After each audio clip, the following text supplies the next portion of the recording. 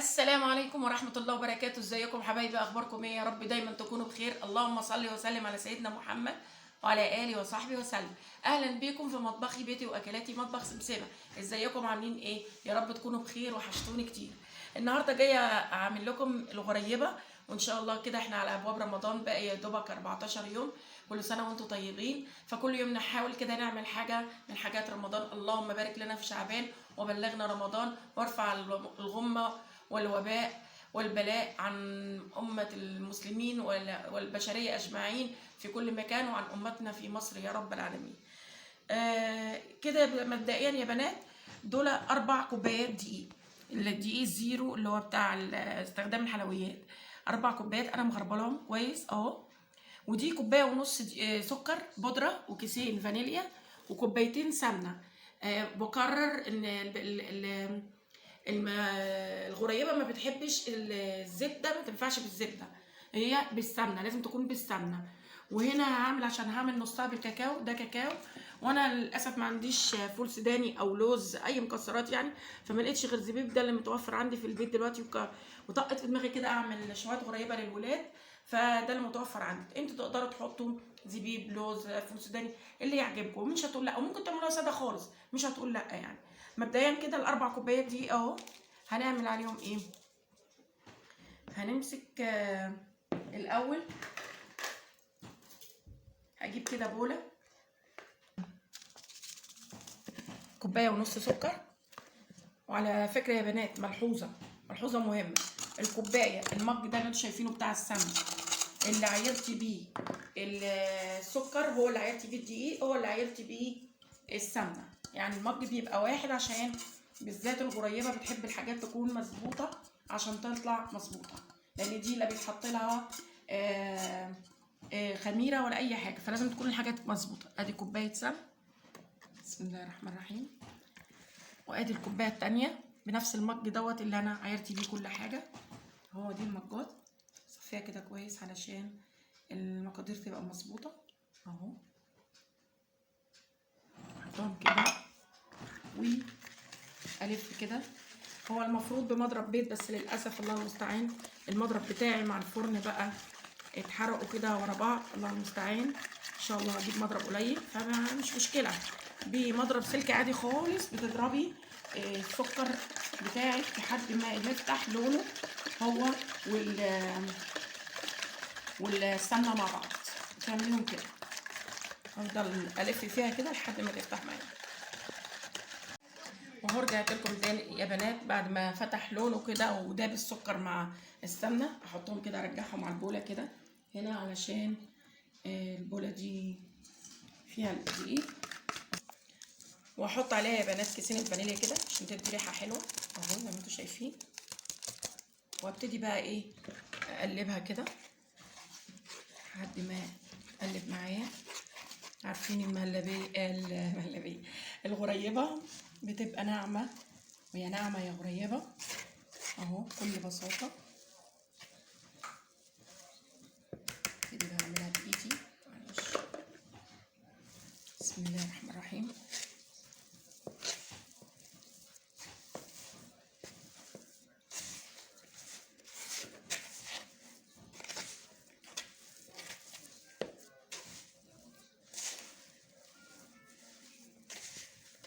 الغريبه يا بنات ما بتتزودش بميه خالص، السمنه بتاعتها هي السوائل بتاعتها، لا بتحط لها ميه ولا اي حاجه. لو مثلا هناخد نص الكميه كده، وهنعمل نص الشوكولاته اللي هو الكاكاو الخام. لو حسيتي انها مثلا جافه شويه، اوعي تزوديها ميه، لا، تتزود معلقتين سمنه كده وتظبطيها، بس ما تحطلهاش اي سوائل خالص، لا ميه ولا اي حاجه.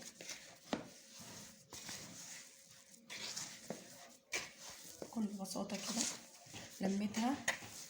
هاخد بقى دلوقتي نصها، عشان هعمل نصها شوكولاته اهو. جمعها كده، احطها هنا كده. هعمل النص ده بشوكولاته، والنص ده هيكون قريبه عاديه خالص.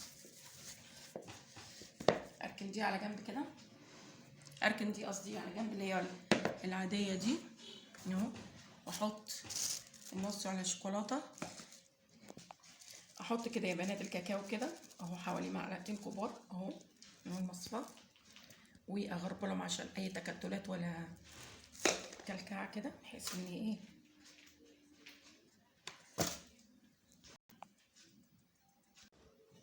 اهو شكلت النص الشوكولاته والنص الابيض العادي. اعمل ايه دلوقتي؟ هوريكم كم واحده كده. نعمل كور الشوكولاته اهي مثلا اهو، تكوريها كده بصوا، اعمليها كده وتدوسي في النص كده، اضغطي في النص اهو يا بنات. بقورها كده واحط فيها الزبيبه كده. هوريكم واحده تانية عشان ما وريتلكمش. امسك قطعه كده بسم الله بصوا اهو، وهقورها كده وهدوس عليها كده واعمل بصباعي كده في النص بس كده اهو، واحط فيها الزبيبه كده. تحطي بقى زبيبه، تحطي مكسرات، اعمل لكم اهو كذا واحده اهو بكل بساطه، وابططها بايدي كده وبصباعي كده في النص. حط اللي عندك حطيه، انا كان عندي زبيب حطيت زبيب اهي بكل بساطه. كمان واحده اعمل لكم الكميه، بططها كده وبصباعي في النص، منتهى الجمال والحلاوه اهو. واحط هكمل بقى الكميه بنفس الشكل وارجع لكم. ورجعت لكم تاني يا حبايبي، كده خلصت القسم بتاع اللي هو او شوكولاته. هعمل دلوقتي القسم الابيض وارجع لكم. حوش الصينيه دي كده اهو، هوريكم نفس الكيفيه. بعمل ببططها كده واحط فيها الغريبه وارجع. هوريكم واحده تانية كده على السريع عشان اقوم اسويها واحطها في درجه حراره في الفرن في الوسط اهو.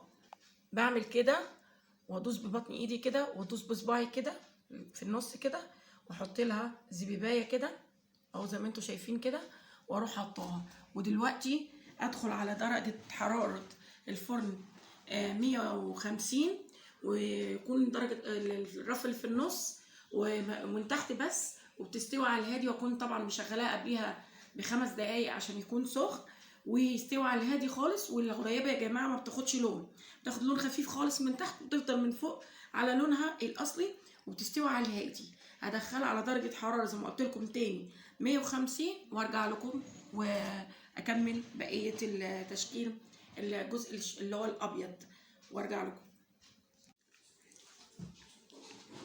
وهو يا بنات ده الابيض هدخله في الفرن بعد ما حطيت الاسود، واطلعه كله مع بعضه وهعرضه لكم. ولو في ملحوظه دي الكميه البيضاء، في ملحوظه انا بحطه على درجه حراره 100 مش 150 عفوا، لان الغريبه ما بتستحملش، بتاخد لون خفيف جدا من تحت، وفوق تفضل على لونها ده. فانا حطيتها على درجه حراره 100. اكرر على درجه حراره 100، احطها على درجه حراره 100 وارجع لكم. ورجعت لكم تاني يا حبايبي. بصوا اجمل طبق غريبه، لو اني كانش فيه مكسرات بس الجوده بالمجهول، بعد احلى كوبايه شاي بلبن كرك اللي هو الكرم لابل. ان شاء الله في يوم ابقى اعمله لكم وانزله لكم. عاملاه بالقرنفل والحبهان، احلى كوبايه شاي بلبن اهو. بصوا سواها عامل ازاي، ما بتاخدش لون من تحت. بصوا يا جماعه بتاخد لون خفيف خالص. بصوا رهيفه، بتفرول في ايدي، ناعمه يا ناعمه يا غريبه ست البنات رهيبه زي ما بيقولوا. بصوا جمالها ازاي، بصوا حلاوتها. لو عجبكم الفيديو اعملوا لي شير ولايك وسبسكرايب، وما تنسونيش في التعليقات. بصوا بسم الله ما شاء الله. انا عايزاكم تلاحظوا اللون بتاعها زي ما قلت لكم، عملتها على 100 حوالي 100 كده اهوت، 110 ما زودتش، وباللون الخفيف ده، وبتاخد على لونها الطبيعي من فوق، مش بتستوي من فوق. البسيط قوي هي كده الغريبه بتبقى مفروله زي كده. بصوا دايبه دوب في البق، جميله جدا. اتفضلوا معانا بقى وبألف هنا وصحه على قلبكم. وهو يا بنات البني اهو بسم الله ما شاء الله. بصوا اهو نفس الشيء، ناعمه جدا ورهيفه وطريه قوي قوي. بصوا واخده لون خفيف قوي من تحت ولونها الطبيعي. جربوا بالوصفه دي والطريقه. السكر نص، السكر كوبايه ونص، يعني انا عملت 4 كوبايات دي، كوبايتين سمنه، كوبايه ونص سكر. عايزه اقول لكم المعيار بتاع السكر بتاعها مظبوط قوي، الحاله بتاعها لا محتاج لا هو زياده ولا هو اقل، مظبوط قوي كده، كوبايه ونص. وحطيت الكيسين فانيليا وبس، وبتعجنيها وبتعمليه، مفيش اسهل من كده. واستناكم في التعليقات وانتصروني في الحلقه الجايه، والسلام عليكم ورحمه الله وبركاته.